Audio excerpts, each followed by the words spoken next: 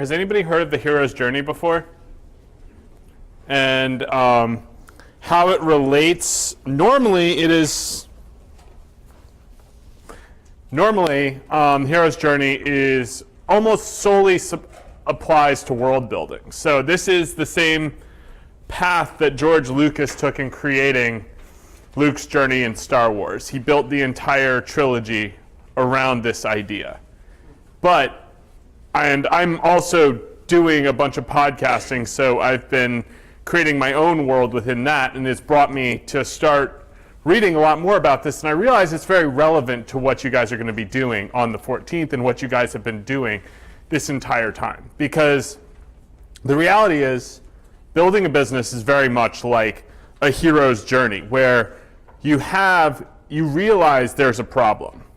And the realization normally doesn't come at you like, oh, hey, this is something that I've been thinking about for a really long time, and now I just finally found a solution. But no, it generally hits you all at once that there is a problem and you can solve it. From that point, it's the realization that, yes, this is a real problem, and yes, I actually do need to solve it. And in the hero's journey, like you would experience in Star Wars, it would be the moment where Luke's parents are killed. Everybody here seen Star Wars? No? Some? No? Okay.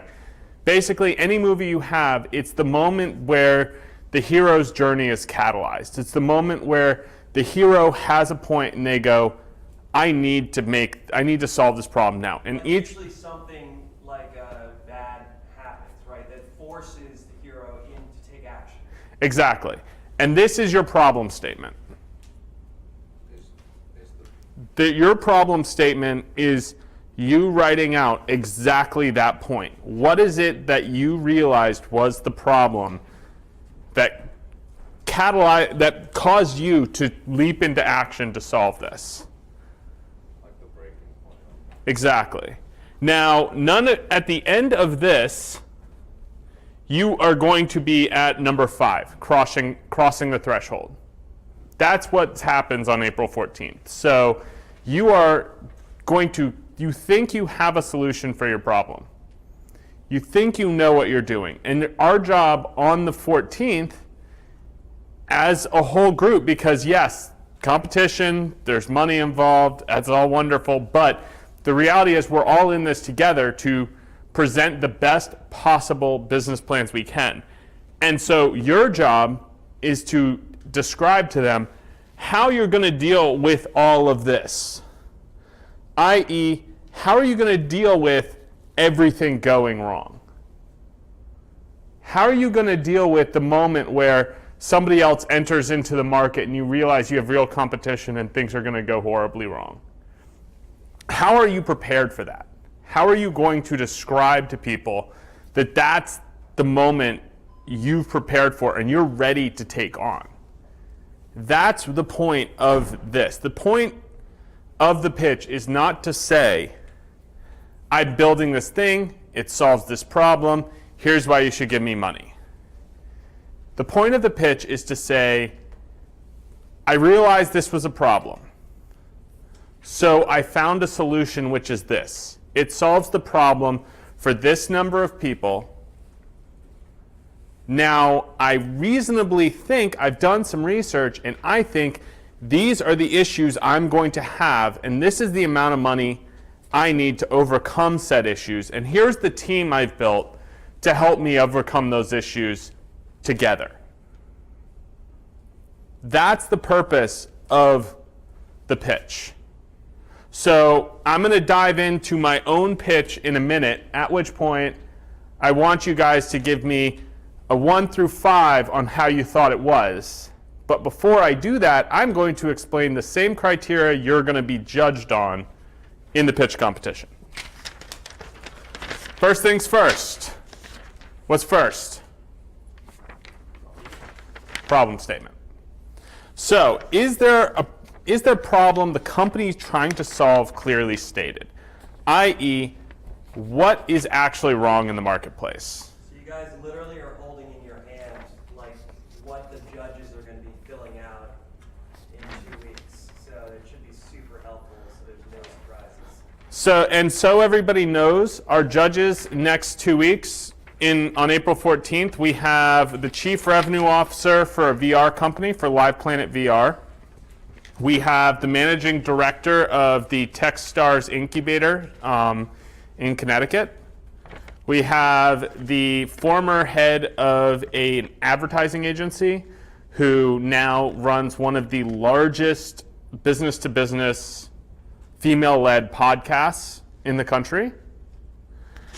And we also have an angel investor who is very, very successful in the late 90s, early 2000s in getting businesses funded and launched, and has been doing this for, well, close to 35 years.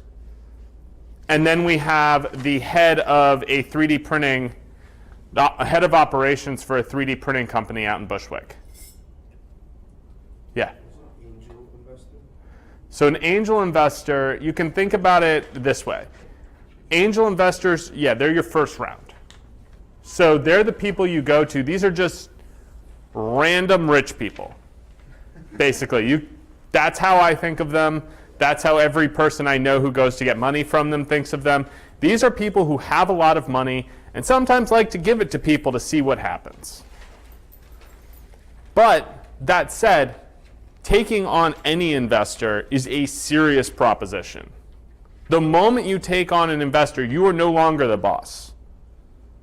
They have, in most cases, they will come to you and they will say, here's what I want from you. This is what I want you to tell me in the next 2 months. And then if you don't, and they reasonably think their investment has gone bad, a lot of times they'll poison the well to make sure you don't get any more investment, because they know they don't want you to go to their friends and be like, this person invested in me, and I invested in this person, and then they threw away my money.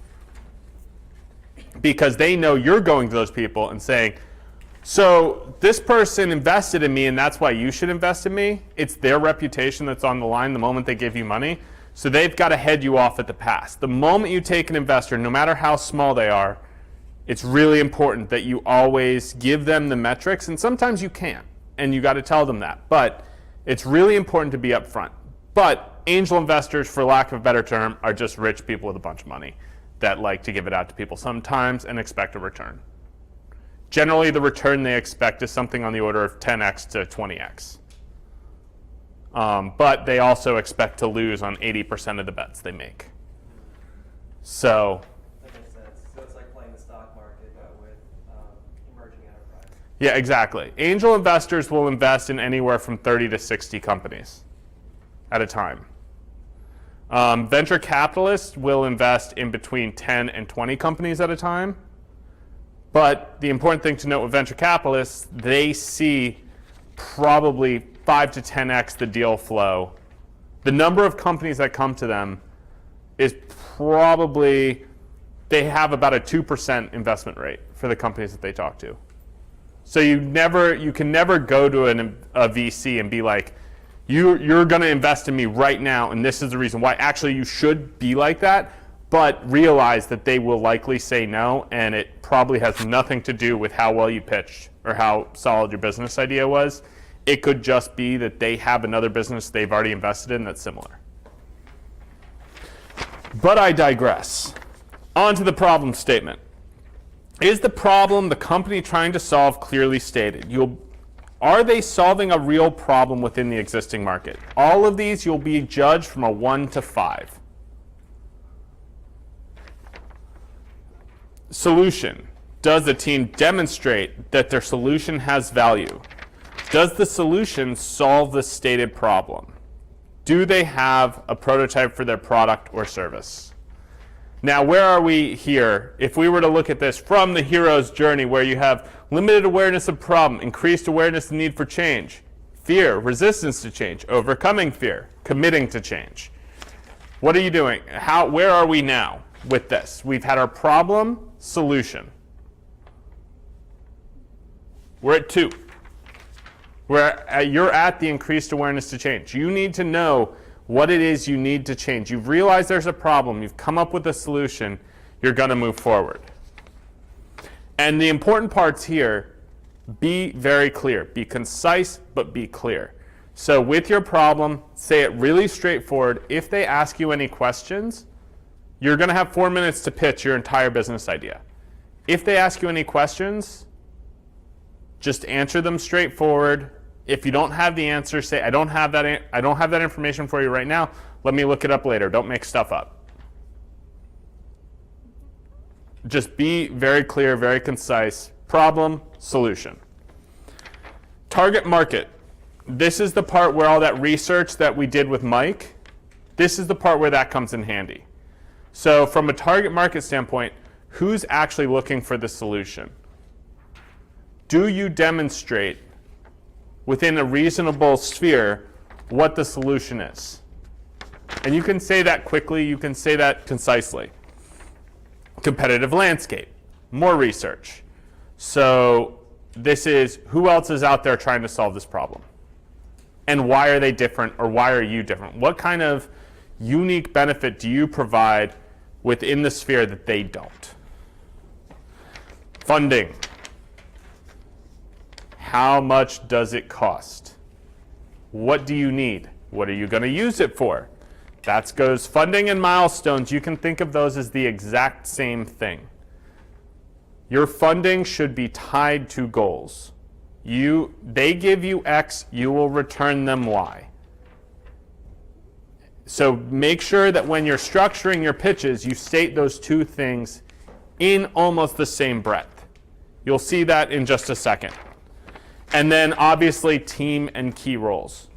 So who's on your team? What do they do? Are they valuable to the team as a whole? And why? Now, we are going to do, if I can find it here. Alrighty. So, as most of you know, or all of you know, I had a business right before this. We failed miserably. And by miserably, I mean we just weren't able to raise the money we needed to get through. And most of that was a timing issue. So it was 3D printing, and our goal was basically to change the way people make things. But the reality was the technology didn't exist then. It will exist 2 years from now. So this would be viable 2 years from now. But for all intents and purposes, it was not. Now, this may be a little clunky on the slide change, but I'm going to try to go through this as if I were pitching an actual investor. All right, welcome everyone. My name is James McArthur. I'm the CEO of FormTap 3D. We are a company that is looking to test, manufacture, and produce designers' ideas to make sure that they have the ability to focus on what they do best and turn their passion into profit. So who is our team? Team is myself, James McArthur. I have a history of creating sales, marketing, and revenue channels for companies ranging from MakerBot to UBS Financial Services. I have my two co-founders, Victor Jandal, a designer from Sweden. He's probably best known for the Free Vodka campaign as a part of his work with Absolut. He also has designed almost every single one of the cartons you get when you go to Whole Foods and get one of those takeaway meals. And my other partner, Peter Raganetti, with thousands of patents, 100% dedicated to production and bringing real products to market. Together, we create a team that spans creative, production, and sales capabilities and are capable of weathering almost any storm that could happen within the market. So what is the problem? Well, simple answer is manufacturing is expensive. If you were to go out there in the market today and try to produce even the smallest product, even a phone case, at a minimum, you would be spending $100,000 to get that product to market. With 3D printing, I can do it for 12. We're reinventing the way people discover new products by categorizing and structuring products based on their functionality. We're going to make it so that people can find the exact product for them because we are entering an age of mass customization. We have a market where everybody here, you've probably heard of Quirky. You've probably heard of a few other companies. Those companies scaled too quickly. What we're going to do, we're going to build from the bottom up. We're going to be profitable from our first product. Now, why do we need to raise money if we're going to be profitable for our first product? Because when we have proof of concept, we're going to scale. And that's the other part of this, which our sales margins are largely misunderstood. That's where my experience working within channel sales and product distribution are going to come in handy because I know how to structure a deal to make money in this market. I know how to build products and I know how to sell them. So what does FormTap do? We take designer to scale. So we sell a single product until we know it'll work. Yes, the designer makes money from day one. But once we have market validation, that's where we make real money, because that's when we go to mass production. That's where we spend the $100,000 to get something produced and start selling it at volume. Now, we have a revenue breakdown here. 60% goes to us, 30% go to designers, and 10% go to education. Now, the important thing for any design community is creating the education for other designers to come up and learn. Our whole goal is to inspire the next generation of designers to create great products. And so that's what we're doing with that extra spend. So why are we doing this now? Because on-demand manufacturing is finally a viable solution. The tools now exist for product discovery to actually happen, for customers to find the perfect product for them. And at no other point in history, Amazon has proven that customers want the product specifically tailored to them. So, what is our 5-year revenue model? It's simple. We're going to start small. We're going to have only a few products available. We're going to prove their viability, get them into market, and then scale. And once we're scaling, we're going to use the revenue from all of those mass-produced products. In reality, we only need one to be successful. We're going to use those to feed back and fund the next generation of designers. We are not going to be pulling money out of this company for at least 5 years. The reason for that is that we're going to be constantly reinvesting in our success, which is also going to come in the form of our community strategy. We're going to be linking with local universities, local communities. We're going to be building out competition, events, all of those things to make sure that we are as successful as possible in recruiting new designers and maintaining a constant stream pipeline of product. Now, this is a lot of numbers. I know that. But the reality is we can make profit at every stage. Even at 100 units, we're going to make $400 profit. And this is for just a typical product that we would produce. But we know what the scale is. Part of our team's dynamic is that we're comfortable with scale, we are comfortable with production, we are comfortable with making these ideas happen. And the opportunity is almost endless. You think about this from the manufacturing market, the $1.2 trillion manufacturing market. Right now, there is $300 billion worth of independent manufacturing that we could supplant with this model. Now, competitive landscape, there are a few people that have done this. Shapeways, Kickerland, Other, and Quirky. Quirky is relaunching this July, and by that I mean it relaunched last July, but this is when I was giving this pitch. Quirky, relaunching this July, they just build products. Other does the on-demand side of what we do. Shapeways is a marketplace designed for on-demand markets. Kickerland, they produce products. Nobody has the breadth that we're bringing it to the market. Nobody has the pipeline. Nobody proves value before they take to market. And we've had success before. Flex 3D. We know how to make something successful, and we know how to scale it. Now, what are we looking for this early stage? 500,000. This will enable us to launch 2 to 4 products to the full market, and this is just our first stage. Once we've taken this, we're going to take another round, and we only plan to raise to Series A, and that'll bring us to a total of $16 million in revenue, at which point we will become wholly profitable at any scale. Now we're going to use this money to build a development team, build a product and manufacturing team, and build out our sales force so that we can continue to scale our revenue as well as our production capabilities as we grow. This is what you can expect from us in the next 6 months. We're going to start small. We're going to make sure we're going the right direction before we pivot and go to mass scale. We're going to get 1 product into the market, just 1. Then we'll go 2, 3, 4. Long term, we want to have over 500 designs, 500 products in the market.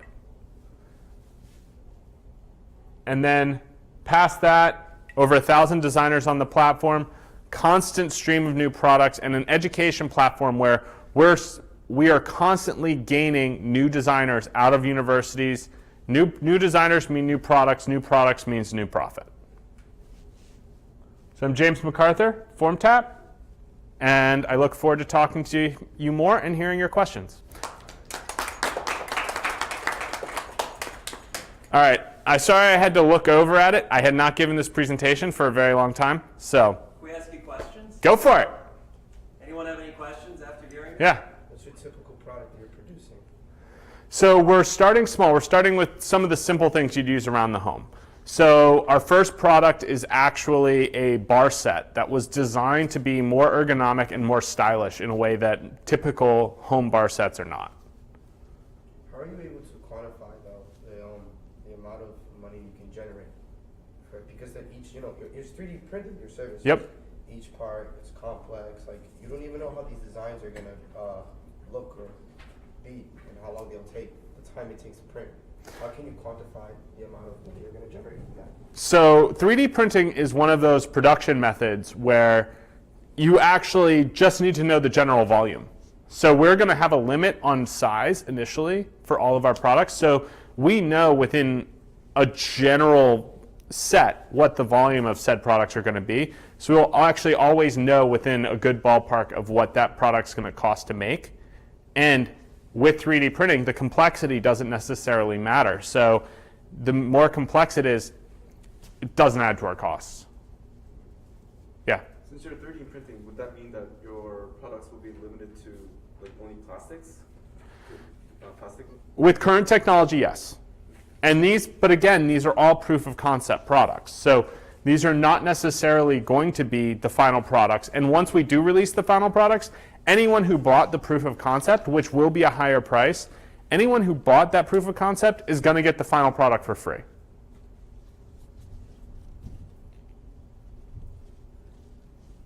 How many times you have presented this before to like other people? Say, I know what was their feedback? I did this 17 times. Yeah, to people with money. And the feedback was almost always that they didn't believe in the technology, that they had all lost money in 3D printing, and that they did not think that 3D printing would cycle back around. So when you received all this feedback, how do you, I'm interested in your internal dialogue, like how do you process the feedback other people give you while you are process your project? So the very simple way is you're going to receive, once you put yourself out there, you're going to receive some really good feedback and some really awful feedback. And it's going to be basically 10 to 1, terrible to good. And the reality is you just take all of it in, know what everybody said, and then research and catalog it later. That's that part of the hero's journey we were talking about before, where it's everything goes wrong. Like in the movie, all your friends die.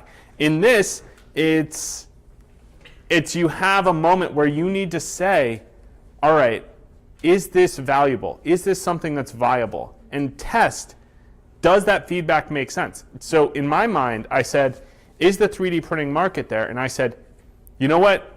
It is. I just need to. It isn't right now, but I just need to find the right investor who believes in this idea. And I found the right investor. They were just like, well, I don't want to be first. And that's the other trick. You got to find somebody who's willing to be first. First investor is the person who puts their name on your product. They are forever tied to the success or failure of your company. First investor is the most important one.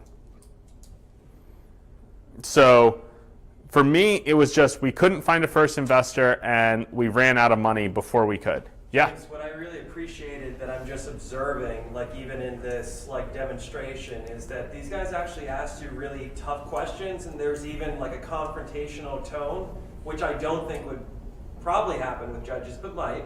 And the way you are just completely non-defensive. Yeah. I think that that's, did you pick up on? So I actually appreciate that you guys challenged him like that, because you really did a great job role modeling how to keep your cool, and to like, even if they're coming at you in an adversarial way, you didn't interpret it as like they're adversaries. You talked to them as if you're talking to someone who's on your side. Yeah. How did you do that? So we've all heard the adage, kill them with kindness, right? No matter how somebody comes at you, no matter how somebody presents to you, I have had somebody look at me and say, you're stupid in a room. You're stupid for thinking that. And I responded back, this obviously isn't for everyone. But I think with the right touch in the market, all we need is that one success. All we need is that one, and this model proves itself, and then we're off to the races. And then you're going to be sad that you didn't get in on it. Can I say one piece about emotional intelligence based on, do you guys know, like, if someone literally says that to you, even if you are, like, maybe haven't fully thought out your comment, if someone literally says to you, you're stupid, what does that tell you about the person? Does that tell you more about you or the person who's saying it, right? I just have to say that just from a clinical psych perspective and just in an emotional intelligence perspective, anyone who's that, like degrading of you, it says way more about them. It has nothing to do with you, right? And even if what you said was stupid, the fact that someone has that low social IQ to be able to like come at you like that says more about them, and you can depersonalize it by having that awareness. yeah, and be honest with yourself. Like, you're going to get this. You're going to walk. If you do this, you're going to walk into a room and have somebody look at you and tell you you're dumb. The first speaker we had up here, does everybody remember her from Racia? Abigail? She is an electrical engineer. She's also a psychologist, but she's an electrical engineer. She had a VC check her fingernails because he did not believe that she built the product. That's condescending. It's awful. He was like, I don't believe you built this. He checked her fingernails. And she was like, thank God I chipped my fingernail the day before. But the reality was, that's the kind of thing that will happen. This is not a market that is, you succeed here if you keep your calm, you're polite, you're nice. They will respect you forever. It does not matter what they say to you. Be nice, be calm. Always know that no matter what happens, you have the floor. Like, you're doing something that nobody does. So let's look through these. James hit on these in his mock presentation. But let's think right now, if you guys have any questions about how you might want to do this or any suggestions, now's a great opportunity to ask. Okay, and then I'm going to go over the second page, which is about the presentation with you. Some might say this is your last opportunity to ask. May I ask one more question about the presentation? Yeah. Yeah. You said you needed 500,000 to start the company. Yeah. If it was so profitable early on, like you made it seem, why can't you go for less and then prove that this concept works to convince other investors? Just curious. So that you're 100% right, and that was actually a misstep on my part, very early on.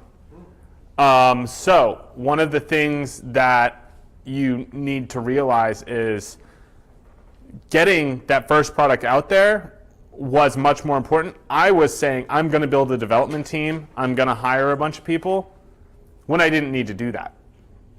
Like, a very key part of this is being realistic. And the moment you aren't, they're going to pick up on that. And so for you, go in there and be like, look, this is how I'm going to prove it, and then I'm going to raise the money. So realistically, because the sad thing is, once you say a number, you can never go down. The first time you say a number is the last time you're ever able to say a number that low again. And I started here, which was bad. Yeah. Should the teams be asking for the first prize amount of money in their presentation that they're going to do in April, or should they pick a amount that they're going to ask based on how much it's going to cost for them to get their product or get to the next step in their business? You need to ask for the amount of money it will take for you to build your proof of concept. Only that amount, not more. Don't say, I want to start eating at a better restaurant for 3 nights a week. Like, don't say, I'm going to pay myself in the next 6 months. None of that. Only the amount of money you need to make this successful. If you don't need money to make this successful and you're just doing it because you want to make great connections, you want an advisor, pitch for an advisor. Like, if you don't need money, don't ask for money. Ask for resources. Ask for resources. If you do need money, and again, the best way to get money is to ask for help. So sometimes you'll ask for resources and you'll get money. That happened to one of my friends. I'm still kind of pissed off about that. But like, you just ask for the exact amount of money. The money, if you do this right, the money will come later. The business I'm in currently, we made $8 million in profit last year. Guess how much investment capital went into starting this business? Anyone? $10,000. Wow. It has been 5 years since this business launched. So what is that return? Great. And I'm not even going to tell you what we're on track for this year because I'm on a camera. Wait, one more question about the presentation. You told us that like one of the reasons that investors didn't invest was because they didn't believe in 3D technology. But you already had like customers, like, so why didn't you show like a picture of like one of the 3D printed parts to like, you know, to convince one of the investors? Because I had them on me. Oh, Okay. because what? I had the product on me. Oh, nice. Yeah, I brought it. The bag I carry, I had all the products inside the bag, and I carried them with me. The problem with that is that when they look at it, if you bring the physical product with you, and they look at it and they don't like it, you lost. You already lost.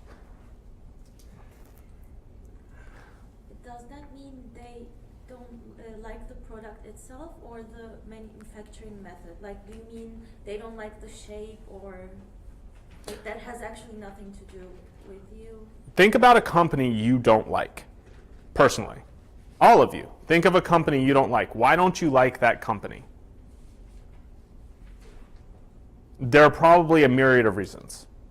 And you cannot control the way somebody else thinks about what you're doing. You can never control it. They may not like the way you present it. They may not like the opportunity available. They may not like the product. They may not know enough about the product. I had one investor who was like, I would love to do this, but all of my money's focused on blockchain right now. Come back to me next year. And this was one of the people who'd invested very early on in MakerBot. So you just may be the wrong timing. Like, the whole thing is there are a whole host of things that need to line up for this to work, but the reality is that person could be anything. Some of them, it was that number. Some of them, it was the 3D printing. Some of them, it was the timing. Some of them said, come back to me in 3 years. Yeah. Can you talk a little bit more about having like a prototype versus having like images on and like the benefits of that for them, even though you mentioned like if they don't like it, they might not like it, but. So how many times have you guys seen somebody walk up to you and they go, I'm planning on starting something, and then never started it? How often does that happen? 90% of the time? All the time. If you have a physical product with you, it means you built something. It is a validation of what you have done. Whether they like that validation or they don't, doesn't matter. But having something physical with you says you've built it. What if it's like a travel app or a webisode thing that you can't physically represent like that? How can you represent it another way? So I will throw that back to you and say, as an actor, how did you know somebody was real coming to you for a part? It's that they had a script with them. It's that they had people behind them. It's that they had people backing them. If you have a webisode, if you have something creative, have a script, have a wireframe. If it's an app, have the app mapped out, have the UX mapped out. Go into Canva and just create something. It's free. It's not hard to use. Or go in Photoshop and map out, or you can build it. I built an entirely functional version of the FormTap 3D website in PowerPoint. If you need to do that, go ahead. I don't recommend it as a positive use of your time, because I did it and it was like 200 hours of work for not that much benefit. But the reality is you just have something with you, and that validation, the idea of you made something, is a tangible object. The moment you say, oh, I'm planning on doing this, this, and this, people are going to go, okay, and then the moment you've done it, they go, okay, now I'll help. So do you guys understand how you're going to organize your pitch deck? Does everyone here have an understanding?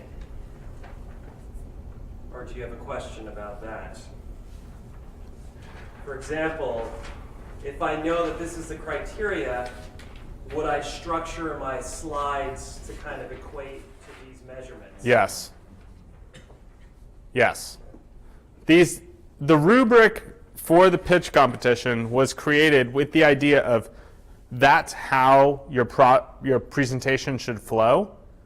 So when you're presenting to people, you want them to be going down. You want them to be thinking through, what is that problem statement? All right, what are they trying to solve? You need a hook. It's like when you listen to a new song, what gets you into the song? It's probably not the words, honestly. Generally, it's the melody and it's the hook within that song. Your presentation needs to have a hook, and that's your problem statement. Get that in there at the front. What's the problem you're solving? Then move into, all right, how are you solving it? What are the steps to do it? Why now? Why now is very important. Why is now the right time to build this product? And again, product, broadest sense of the word ever.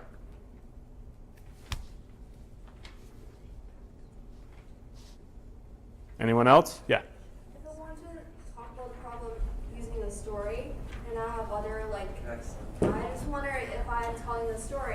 what should I show on the PowerPoint? Because like I'm telling the story, should I have some like other visual representation of it? Would that be distracting? Because your PowerPoint to me looks really technical and has all of the facts and details you need to know. But if I want to do approaches for a different way, will that be appropriate for this context?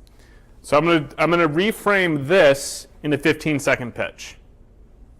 How many of you know someone who's created a product that has failed? How many of you know someone who started a business and it failed? What if they never had to do that again? What if no product ever failed again? With FormTap, we test, manufacture, and distribute your ideas. We make them real in a way where you never have to worry about failure or the logistics. You just do what you love. We take care of everything else.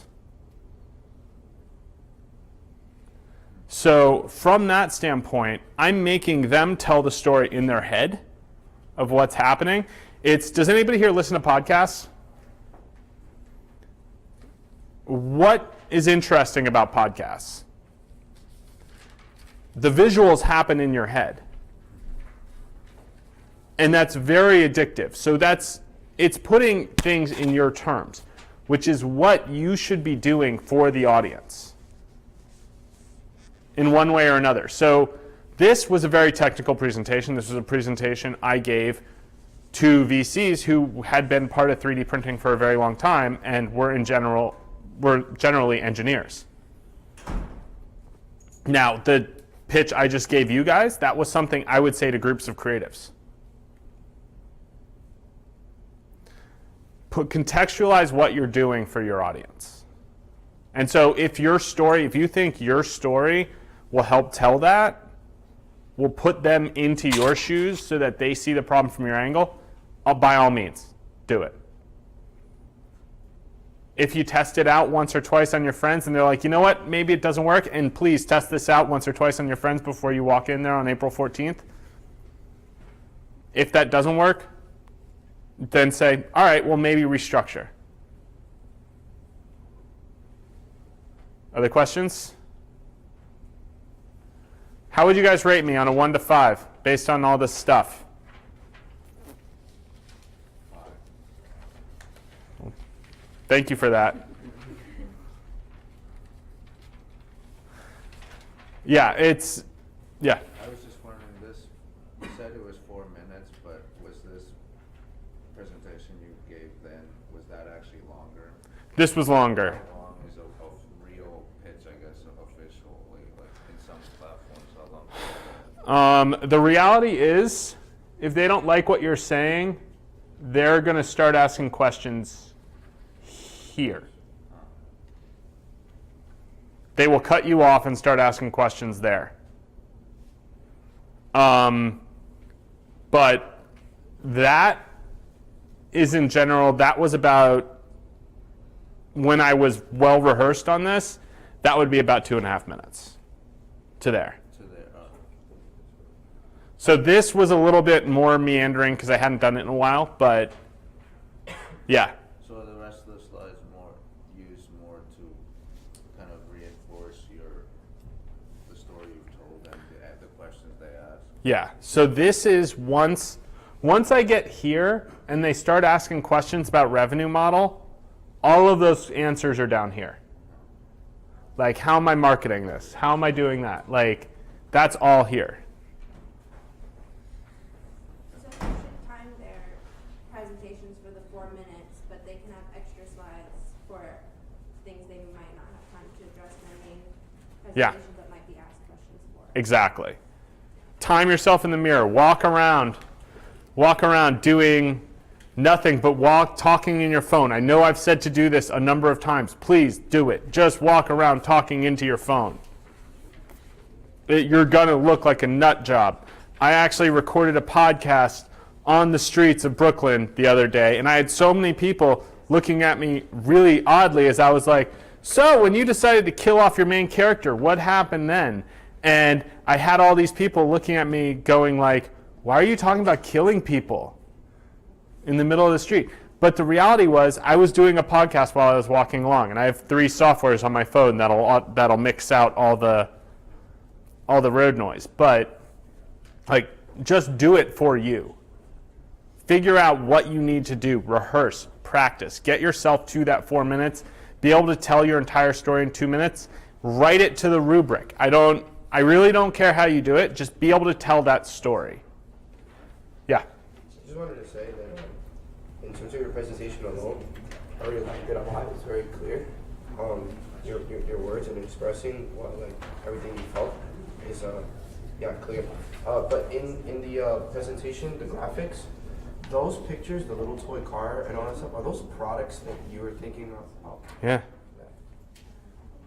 Yeah, so it was subtly set up so that there's the bar set, car, cars, all the products.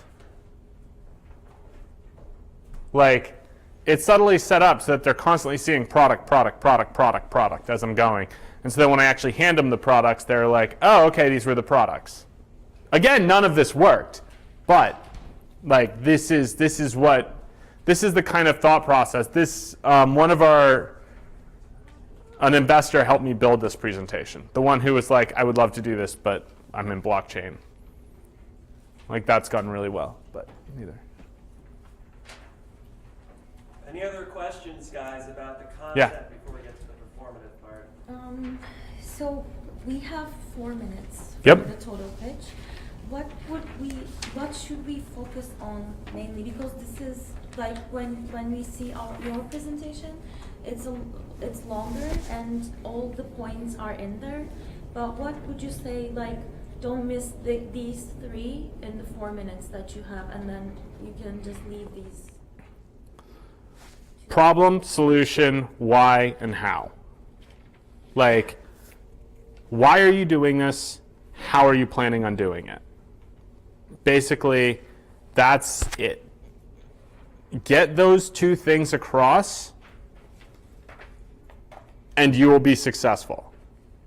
Almost nothing else matters. Just know why you're doing it, and then how you are going to do it and how you're going to be successful at it. Like, why are you doing this? Who else identifies with that? Why do they identify with it? That's all that matters when it comes to a 4-minute pitch. 4 minutes, you're not going to be able to tell your life story. Don't tell your life story. It's 4 minutes, you're not going to be able to talk through everything you want to. Your heart's going to be screaming to talk about a bunch of stuff. Just focus on the how and the what and the why. Basically, like, what are you building? Why are you building it? And how are you building it? Yeah. Do we have more time for a prototype or something? Like, after the 4 minutes, will we have time to let people try something? Or They'll ask you questions. So when you need to make the decision as to whether you're going to hand them your prototype when you start, which I don't recommend, or after, when they're asking questions. Okay. Because if you hand them the prototype before, what if I handed you a cell phone right before I started talking to you? I wouldn't be paying attention to you. Right. You have 4 minutes. They're going to spend 1 minute fiddling with that, at which point they missed your problem statement and everything else.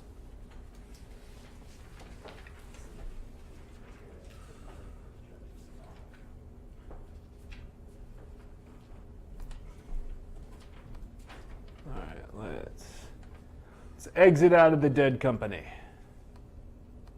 Do you see any possibility of that coming back? Eventually, the company I'm with now is close enough where I feel very good about it. We were founded with the idea that all independent creatives deserve the right to turn their passion into profit. And the team is awesome. So like our founder founded collegehumor.com, Vimeo, and Busted Tees. So he's just a fantastic human that has done amazing things, and it's amazing learning from him. So yeah, eventually maybe this will come back, but the reality is when it does, I will have enough new experience where it's going to be better, faster, And hopefully I'll have enough money where I can just self-fund it and do that. Thank you.